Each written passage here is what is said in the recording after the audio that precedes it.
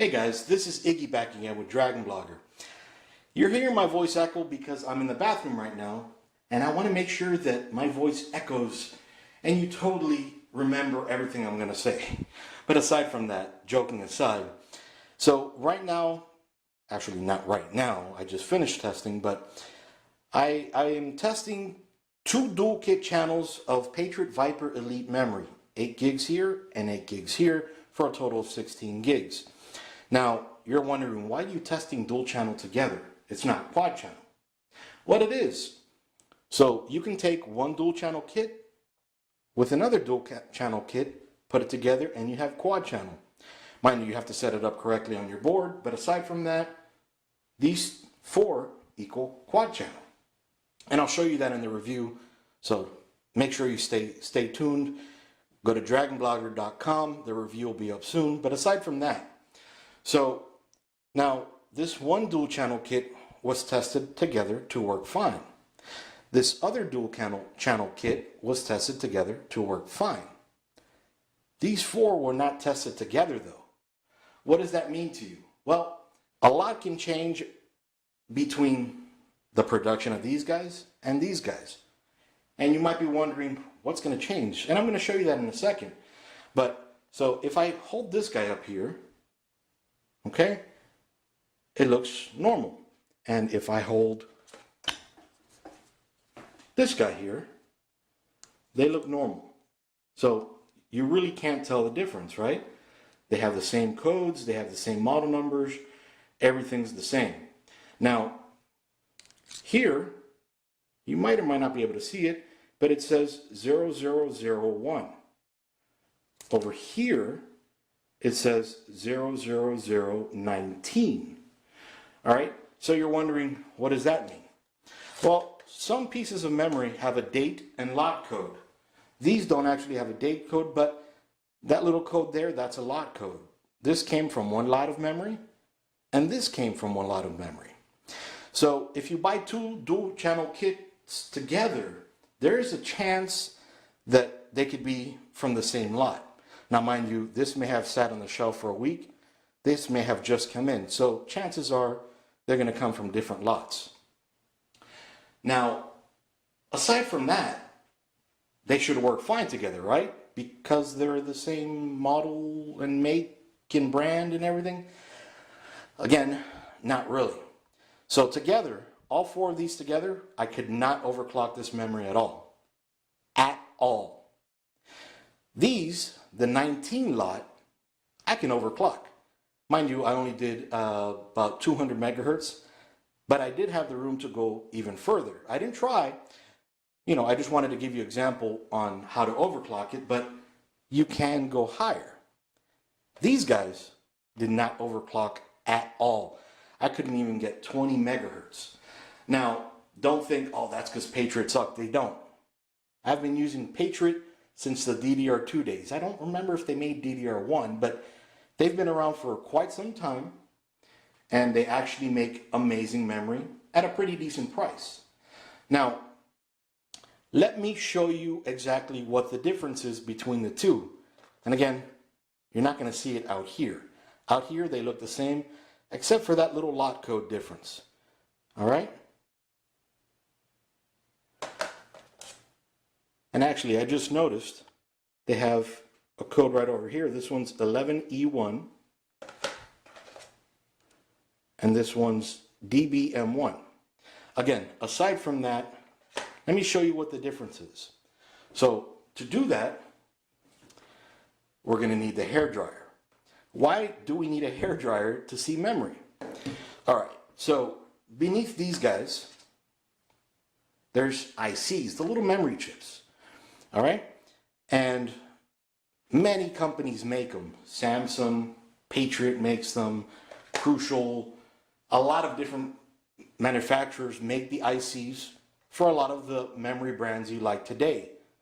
Now, they make different, these guys, Patriot, Corsair, Crucial, Samsung, Micron, they buy different ICs because of the market.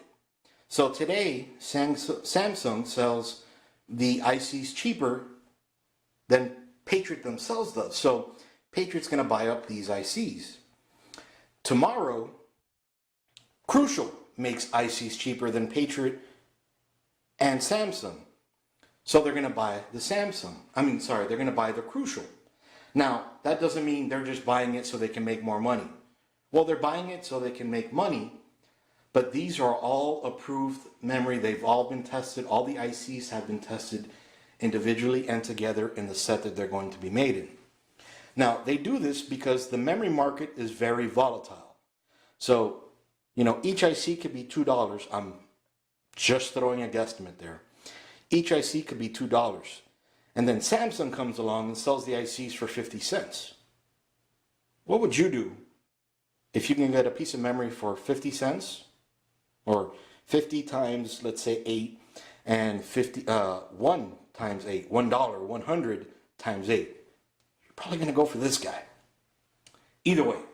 So they have to keep buying, maybe not the cheapest, but something at a good value so they can offer you better prices on memory. Again, not only Patriot does this, every single memory manufacturer makes them and does that same thing. All right, so let me go ahead, stop talking, and let me show you the differences. All right, I'm going to use this guy. The reason I got to use it, again, and I got to talk a little bit more, is these are stuck on here with sticky tape. So we have to raise the temperature so that we could take it without ripping these ICs apart. The ICs are under here. Now, you might think, well, that's cheap. Well, these ICs are very fragile. What connects them, should I say, the solder that connects them is very fragile. So you don't want to pull too hard, ruining a piece of memory. If you break off one, 99% chance, A, you're not going to get it back, unless you know how to solder and have a magnifying lens. But anyway, chances are you're not going to get it back on and you've just killed your memory. So I got to heat it up so that I can take these off. And the same way you took them off is the same way you heat them back. You put them back on. You heat up the heat shield and just squeeze it down for a few seconds and it's back on there. So let me show you real quick.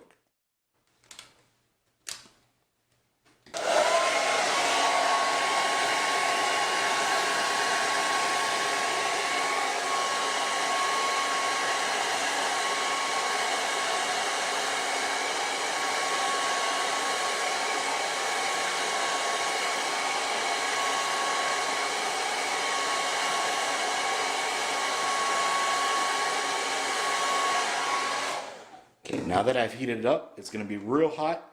So now I gently lift it and it comes right off. I pulled a little too hard, but you can see here, nothing broke off. And here's that sticky tape. All right. So let's see, the memory here is, actually these are Patriot ICs. Okay, so this is 001. Again, we can see here, maybe not, maybe you can't see it, but I can see it. That's 001. I'll have a picture so you can see it.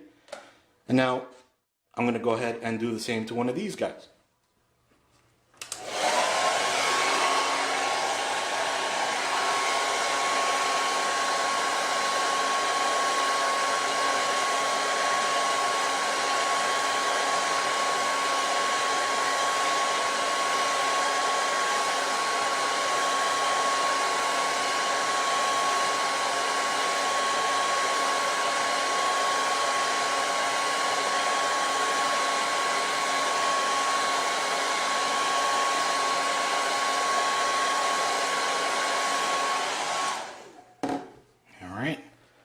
Now, again, these are very hot. God, they're hurting. Ow, ow, ow. All right, so again, you can see no memory ICs there. All right, and this is SEC. This is Samsung Electronic Corporation. All right, so these are the 19. This is the lot that worked. This is the lot that didn't work. Now, mind you, the memory worked fine. I just could not overclock it at all. So Now, some of you may say, well, these are Patriot, these are Samsung. Samsung has been doing it forever. These guys have been doing it forever too, and they do a great job. Again, I've been using them forever. I've overclocked a lot of these, with ease. Patriot ICs. I've also overclocked Samsung SEs, Crucial SEs, NEC, ICs, I should say. And, some overclock amazing, some don't. Unfortunately, this one doesn't. But anyway, I wanted to show you how you can tell the differences. And mind you, maybe you'll go ahead and take apart some memory now. Just be very careful when you do it. I held the hairdryer about 4 inches from the memory on high. Did it for about 10, 15 seconds. And then it comes off relatively easy. Don't rip them apart, super fast. Take your time, peel them off. You can see, this peeling off from the memory. If you look in there, you can see them. So now, how do I get them back? Easy. Just, here's the heat shield, sticky side up.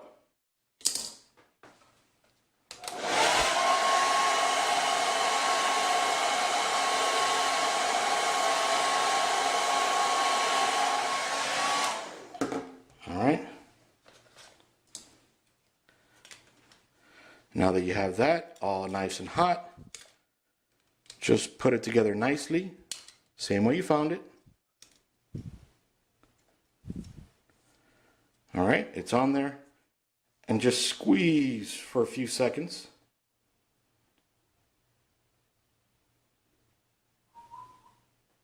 Alright, and it's on there. And just for continuity, I'm going to go ahead and show you right over here as well.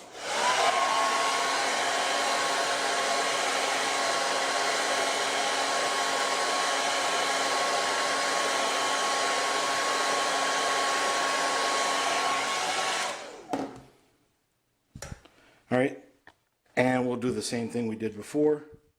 Just make sure everything aligns. That's good there, and let's make sure the other side's good. Now squeeze.